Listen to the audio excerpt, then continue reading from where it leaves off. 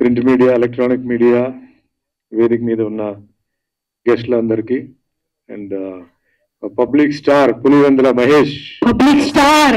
Thank you sir, thank you so much sir. చాలా సంతోషం. అంటే మహేష్ నాకు నచ్చి నేను ఈ సినిమా ఒప్పుకున్నాను. ఎందుకంటే ఫస్ట్ నాకు మహేష్ ఫోన్ చేసి ఉన్నట్టు చెప్పేశాడు, సార్ ఇది నా పరిస్థితి, నేను ఇంటే మీకు డబ్బు ఇవ్వగలుగుతాను, ఈ సౌకర్యాలు ఉన్నాయి పులివెందులలో. నేను అడిగాను పులివెందులనే చేయాలా, నా పోర్షన్ ఇక్కడ చేయవచ్చు అంటే, లేదన్నా నాకు లొకేషన్స్ అన్నీ అక్కడ అనుకూలంగా ఉంది కాబట్టి నేను అక్కడే చేయాలి, మీరు రావాలి, మీకు ఏం కావాలంటే నేను చేస్తాను, ఇది నా కెపాసిటీ అని చెప్పాడు. సరే ఓకే, నాకు ముందు నా క్యారెక్టర్ చెప్పు అని చెప్తే క్యారెక్టర్ చెప్పాడు. సో మెయిన్గా ఒప్పుకోవడానికి కారణం కూడా ఏంటంటే దీంట్లో ఒక రైతు క్యారెక్టర్, రైతు రాష్ట్రానికి ఎంత ముఖ్యం, దేశానికి ఎంత ముఖ్యం అనేది చాలా అద్భుతంగా, అంటే వేరే సినిమాలు ఉండొచ్చు, వేరే క్యారెక్టర్స్ చేసి ఉండొచ్చు, నేను చాలా మంచి క్యారెక్టర్ నిజంగా మహేష్ నాకు వచ్చి క్యారెక్టర్ చెప్పగానే నేను మెయిన్గా ఒప్పుకోవడానికి కారణం అది. తర్వాత ఆయన సింప్లిసిటీ, నిజాయితీ, నాకు ఫోన్ మీద అన్ని విషయాలు నేనేం దాచిపెట్టిన సార్, అక్కడ వచ్చిన తర్వాత మీకు జర్కులు ఇవ్వడం అలాంటివి ఉండదు ఇది అని చెప్పాడు. వెంటనే మా మేనేజర్ వెంకట్రావుకి డేట్లు ఇవ్వయా అని చెప్పాను.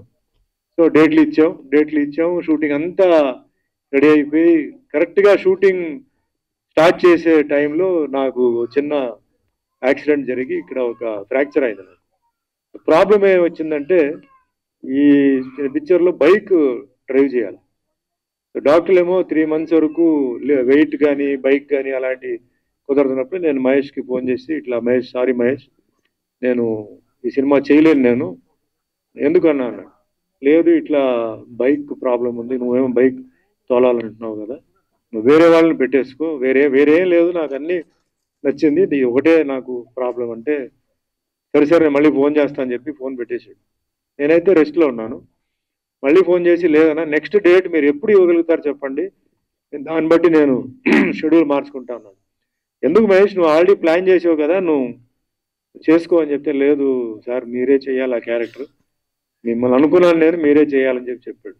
సరే అప్పుడు చెప్పాను ఇంత టైం పడుతుందని చెప్పాను. ఆల్మోస్ట్ 1 month తర్వాత అంటే నేను వేరే సీన్లు చేసుకుంటాను, మీరు వచ్చి వేరే కొన్ని సీన్స్ ఉన్నాయి అంతవరకు మీరు చేయండి, మళ్ళీ తర్వాత మనం ప్లాన్ చేద్దాం అంటే మళ్ళీ డేట్లు ఇచ్చారు.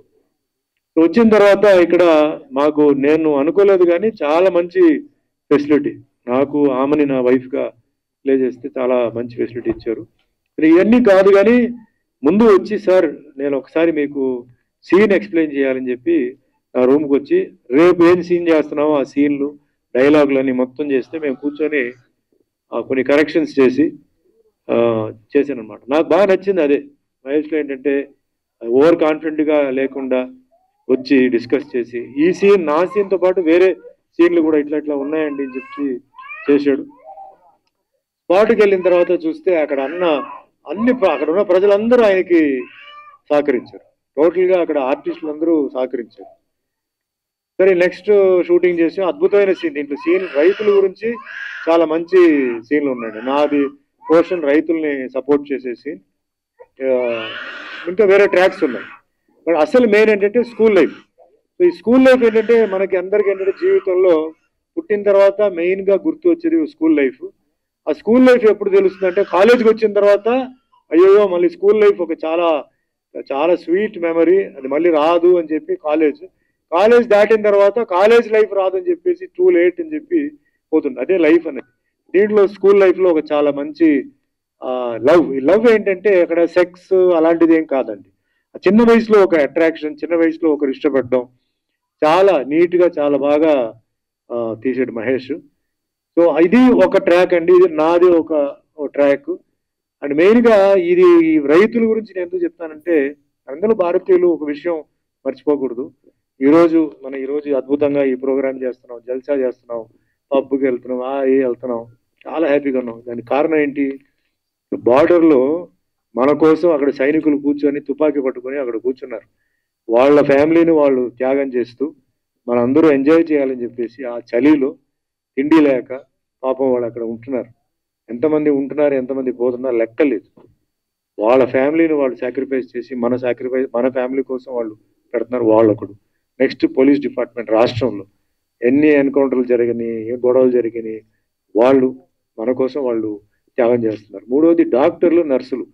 మనకు తెలుసు మీ కరోనా టైంలో మిత్రులు, బంధువులు కూడా దగ్గర రాకూడదు చెప్తే చాలా సీరియస్గా ఉన్న పేషెంట్ దగ్గర మిత్రులు, బంధువుల కన్నా దగ్గరికి వెళ్ళిపోయి చూసుకున్నారు. చాలా మంది బ్రతికారు, కొందరు పోయారు. వీళ్ళు అలాగే రైతు, ఎటువంటి క్యాస్ట్ ఫీలింగ్ లేకుండా, కమ్యూనిటీ ఫీలింగ్ లేకుండా ఒక రైతు ఉన్నవాడు ఆయన ఇది పండిస్తున్నాడంటే ఇది ఎవరో హిందూకి వెళ్ళాలి, లేదా ముస్లింకి వెళ్ళాలి, క్రిస్టియన్కి వెళ్ళాలి కేకుండా అందరికి వెళ్ళాలని చెప్పేసి పాపం వాళ్ళు ఎన్నో ఇబ్బందులతో తుఫాన్ వచ్చినా ఏం వచ్చినా వాళ్ళు చేస్తున్నారు. ఇవి చాలా నేను అన్ని ఫంక్షన్లో చెప్తుంటాను. వీళ్ళు మనం మర్చిపోకూడదు. వీళ్ళకి మనం ఏం డబ్బు ఇవ్వక్కర్లేదు, వాళ్ళకి మర్యాద, గౌరవంగా సెల్యూట్, నమస్కారం పెడితే చాలు.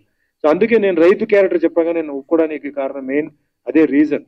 ఓ రైతు పడే కష్టం, మళ్ళీ ఆ ఊర్లో రైతులు అందరూ సఫర్ అవుతుంటే వాళ్ళకి సాక్రిఫైస్ చేయడం, ఆ విధంగా మనం రైతు క్యారెక్టర్ చేద్దామని చెప్పి చేశాను. చాలా హ్యాపీ. అన్ని షూటింగ్ అంతా అయిపోయిన తర్వాత లాస్ట్ డే మేము జస్ట్ వెళ్తున్నామంటే కొంచెం గంటల ముందు తను అసలే కష్టాల్లో సినిమా చేస్తున్నాడు.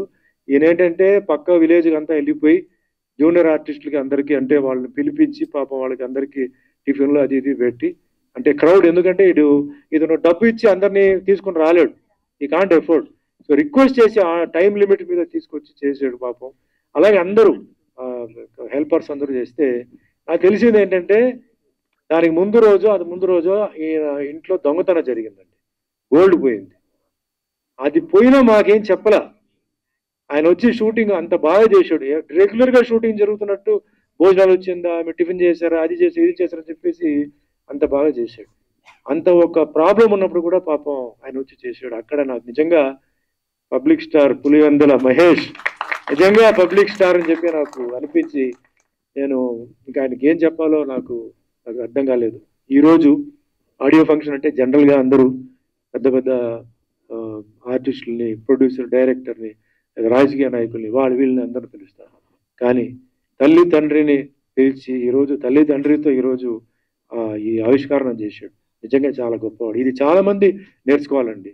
తల్లి తండ్రి ఆశీర్వాదం ఉంటే జీవితంలో మనం ఎక్కడ దాకా వెళ్ళొచ్చు, ఉన్నత స్థాయికి మనం వెళ్ళొచ్చు.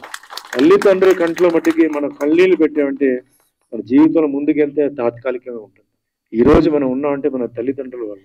ఈరోజు మనకి నమస్కారం, సంస్కారం, మనకి ఏమాత్రం చదువు, తిండి మనం ఉన్నామంటే ఆ తల్లిదండ్రులు. ఆ తల్లి ఎన్ని నెలలు 9 నెలలు కడుపులో పెట్టుకొని మా బిడ్డ బాగుండాలి, బాగా మంచి ఉన్నత స్థాయికి ఎదగాలని చెప్పి ఎన్ని దేవుళ్ళు ప్రార్థించారు.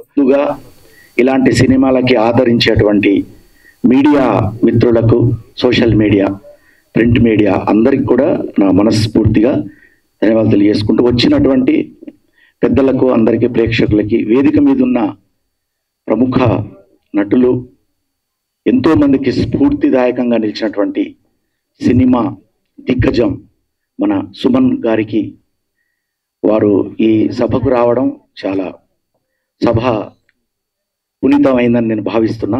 అదేవిధంగా ఈరోజు స్కూల్ లైఫ్, అసలు ఇక్కడ ఉండడం కాదు, ప్రపంచంలో స్కూల్ లైఫ్ లేకుండా ఏ మానవుడు ఉండడు. అది నేను కొత్తగా చెప్పక్కర్లేదు. కానీ అలాంటి స్కూల్ లైఫ్ సినిమా ప్రతి ఒక్కరూ చూడవలసిందే. ఎందుకంటే ఇందులో అంత అద్భుతంగా ఈ సినిమాను తీర్చిదిద్దినటువంటి ముఖ్యంగా మహేష్, ఆయనే దర్శకత్వం వహిస్తూ ఆయనే హీరోగా. ఇందులో నేను ఈరోజు ఈ వేదిక మీదకి రావడానికి ముఖ్య కారణం షన్ను, అందమైన హీరోయిన్ షన్ను. షన్ను నువ్వు అలా ఓకే దిగుదు. షన్ను నాతో ఫస్ట్ ఆమెకి ఒక కళాకారిణిగా ఆమె నాతో చేయడం అనేది, ఆ పాట పెద్ద హిట్ అయింది. అదే బుజ్జి, మోసం చేసే బుజ్జో ఓ బుజ్జి నా బుజ్జి అని ఈ బుజ్జి పాటతో బాలమ్మిన. బుజ్జి కూడా ఉందండి, బుజ్జి లేకుండా పాడుతున్నారు. బుజ్జి వెనకాల వస్తుంది, పాడతాంటే వస్తుంది. ఇద్దరు బుజ్జిలు ఉన్నారు ఇక్కడ. మీరు అటు ఇటు చూస్తూ పాడితే కొంచెం ఇద్దరు వైరల్ అవుతారు. సావిత్రి అలాగే ఉన్నారు. కాకపోతే ఫస్ట్ బుజ్జి, తర్వాత సావిత్రి గారు కూడా దీనికి ఈ సినిమాలో చేశారు కాబట్టి ఒక్కొక్కరి గురించి టైం కూడా లేదు. సో ఆ రకంగా బుజ్జి పాటతో మేమిద్దరం, బుజ్జి సాంగ్ అంటే చిన్న పిల్లల నుంచి ఎంతో మంది ఆ పాటను ఆదరించారు, పెద్ద హిట్ చేశారు. సో దాంట్లో నేనే స్వయంగా పాడి, అంటే ఆ పాట తర్వాత నేను బిగ్ బాస్ కూడా వెళ్ళొచ్చాను, మీ అందరికి తెలుసు. సో అంత అద్భుతంగా హిట్ అయింది. దాంట్లో షన్నుకు ఫస్ట్ పాట రైతు పాటతో నేను ఇంట్రొడ్యూస్ చేశా. నన్ను అన్నది, ఇంత ప్రకృతి అంటే నేను అందంగా కనబడే వ్యక్తిని అంతా ఒక డీగ్లామర్ గా చూపించి ఒక పల్లెటూరు అమ్మాయిలాగా ఒక రైతు భార్యగా కూడా ఆమె చేసి చాలా అది ఆ పాట కూడా హిట్ అయింది. ఇప్పుడు రైతుల పరిస్థితి చూస్తున్నారు అందరూ కూడా, మీరందరూ. ఎందుకంటే వర్షం పడితే రైతు పండించిన పంటకి ఒక వర్షం వస్తే రైతులు ఎంత ఇబ్బంది పడతారు అనేటువంటి మరి ఎంత విషాదమైన విషయం రైతు బతుకు. అలాంటి రైతు బతకాలి, మనం బతికించుకోవాలి.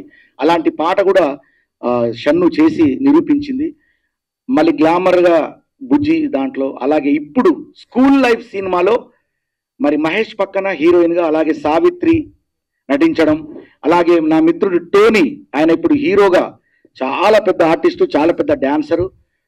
మేమంతా అంటే మేమందరం కూడా ఒక స్టూడియోలో ఉంటూ చేసినటువంటి టోనీ ఇక్కడ ఉండడం కూడా చాలా, ఇంకా పేరున అందరికి కూడా నాకు సో అందరికి కూడా ఆశీర్వదిస్తూ లేట్ అయింది కాబట్టి ముఖ్యంగా మా సుమన్ సార్ సినిమాల్లో యాక్టింగ్ చేయడమే కాదు, ఇటీవల కాలంలో ఆయన తనకున్నటువంటి భూమిని కూడా ధారాదత్తం చేసినటువంటి మహనీయులు సార్. నాకు చాలా అద్భుతంగా ఫీల్ అయ్యాను నిజంగా. మీలాంటి గొప్ప అంటే సినిమాలో యాక్టింగ్ ఒక యాక్టర్గానే కాకుండా నిజ జీవితంలో కూడా హీరో అనిపించుకున్నారు సార్. మీరు మా అందరికి ఆదర్శం అయ్యారు. నేను వింటున్నా మీ గురించి మధ్యలో, చాలా గర్వపడ్డాను. ఈ సందర్భంగా మిమ్మల్ని అప్రిషియేట్ చేయడానికి, అంటే మిమ్మల్ని నేను అభినందించడానికి కూడా నాకు ఈ వేదిక దొరికిందని నేను భావిస్తూ, మీ పక్కన ఉన్నందుకు కూడా చాలా అదృష్టంగా భావిస్తూ, ఓకే స్కూల్ లైఫ్ సినిమాను అందరూ చూడండి. ఫస్ట్ తొందరగా November 14 sir school life cinema November 14th రోజు మీరందరూ కూడా వెళ్ళి ఎంజాయ్ చేయండి. November 14th అంటే చాలా గొప్ప దినం ఆ రోజు, మీకు తెలుసు కదా. సో కాబట్టి చిల్డ్రన్స్ డే, ఎందుకంటే చిల్డ్రన్స్ డే రోజు పెట్టడం అనేది స్కూల్ లైఫ్ అక్కడి నుంచి చిల్డ్రన్స్ నుంచి స్టార్ట్ అయింది కాబట్టి ఆ స్కూల్ లైఫ్ను అందరూ చూసి వాళ్ళందరినీ ఆశీర్వదించిన మనస్ఫూర్తిగా కోరుకుంటూ, అలాగే విధంగా ముఖ్యంగా ఈ రోజు షన్ను చాలా పెద్ద హీరోయిన్, చాలా పెద్ద యాక్టర్ అవుతావు నువ్వు. నిజంగా నీకు అంత మంచితనం ఉంది షన్ను. నిజంగా చెప్తున్నా, నేను ఆ రోజు నువ్వు నా దాంట్లో యాక్టింగ్ చేసేటప్పుడే చెప్పిన, నువ్వు చాలా సినిమా హీరోయిన్ అయితే చాలా పైకి వస్తావు అని చెప్పిన. అలాగే ఆశీర్వదిస్తున్నా. God bless you. Thank you so much. మహేష్కి ముఖ్యంగా అన్ని పాత్రలు పోషించినటువంటి మహేష్ అలా చాలా కష్టం అండి. ఒక సినిమా డైరెక్షన్ చేయడమే కష్టం, హీరోగా చేస్తూ డైరెక్షన్ చేస్తూ లాక్కొచ్చినటువంటి మీకు నా అభినందనలు. Thank you so much. ఈ అవకాశం ఇచ్చిన మీ అందరికీ మనస్ఫూర్తిగా నా ఆశీర్వాదాలు తెలియజేసుకుంటున్నా. మీ బోలే గారు ఒక పాట పాలమ్మిన ఏదో ఒకటి. సో సంగీత దర్శకుడు బాజీ, మర్చిపోయాను. మ్యూజిక్ డైరెక్టర్ బాజీ అన్న అంటే హిట్ లో బాజీ చేసిన పాటలు. బాజీ భాయ్, అరే అక్కడ ఉంటే ఎట్లా? Baji garu please come on to the stage. చెప్పట్లో బాజీ భాయ్, అరే ఆవ్జీ భాయ్. ఓకే, అసలు ఏంటి మేము బాజీ ఎన్ని పాటలు అసలు నిజంగా. మదీన్ ఎస్కే, బాజీ, తర్వాత కళ్యాణ్ కీస్, వీళ్ళందరూ కూడా ఇప్పుడు వెళ్తాండ్రు, మీరంతా అసలు మామూలు కాదు. సో అలాంటి బాజీని మ్యూజిక్ డైరెక్టర్గా పెట్టడం అనేది చాలా గొప్ప విషయం. చాలా బాగుంటుంది నిజంగా, పాటలు కూడా అద్భుతంగా వస్తాయి, మీరు చూడండి. అందుకే బాజీ అంత గొప్ప మ్యూజిక్ డైరెక్టర్. నేను ఊరికే పొగటం కాదండి, బాజీ హిట్స్ ఉన్నాయి. యూట్యూబ్లో ఏలిన ఆయన ఒకప్పుడు, ఇప్పటికీ ఏళ్తూనే ఉన్నాడు ఆయన పాటలు, ఆయన చేసిన పాటలు 100 మిలియన్లు పోయినాయి అంటే నమ్మండి, ఓకేనా? అందుకే చెప్తున్నా, ఊరికే చెప్పట్లేదు. సో అలాంటి బాజీ స్కూల్ లైఫ్ సినిమాకి పనిచేయడం, మ్యూజిక్ డైరెక్టర్ వహించడం అనేది, మ్యూజిక్ డైరెక్షన్ చేయడం అనేది గొప్ప విషయం ఈ సినిమాకు. నిజంగా ఈ సినిమా అదృష్టంగా భావిస్తాను నేను. ఓకే, ఎనీవే ఆ పాట అన్నారు కదా, మా షన్ను మీద ఫస్ట్ కష్టపడ్డా, ఇష్టపడ్డా, లౌలపడ్డా, అది కాదంటే కాళ్ళ మీద పడ్డా, అది సరేనంటే సంబరపడ్డా, దానన్నలతోటి తన్నుల పడ్డా, కింద పడ్డా, మీద పడ్డా, కర్మగాలి చేళ్ళ పడ్డా, వాడిని వీడిని బతిలాడి ఆఖరికి బయటపడ్డా. మోసం చేసే బుజ్జి, ఓ బుజ్జి, నా బుజ్జి.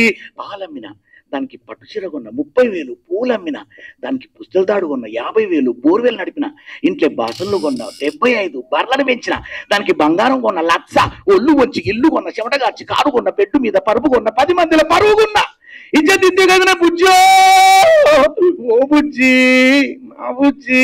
ఇట్లా ఈ పాట మీరందరూ చాలా పెద్ద హిట్ చేశారు. So God bless you Shannu. నువ్వు ఇంకా చాలా చాలా చాలా స్థాయికి వస్తావు. నీ దగ్గర అంత మంచితనం, ఓపిక, అందం, అభినయం అన్నీ ఉన్నాయి.